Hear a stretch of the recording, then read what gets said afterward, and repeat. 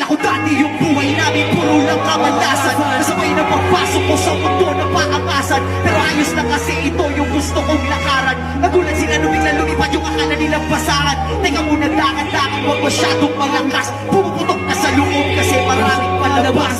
Baka meron diyang galit pero hindi lang nila malabas. Di kasi di ako mga sarili kaya pati sila kinilang mataas.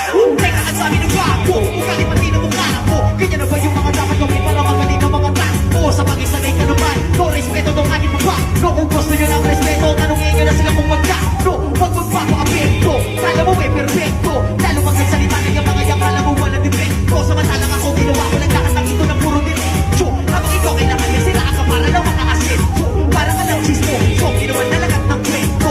Isa ka mga naman nunulad ka, puro ka lang invento. Tinabakan, inangasan, sinabihan, umalis na lang ako rito. Tinabanan, sinayaan, kanya ngayon ako na ang bagong paborito.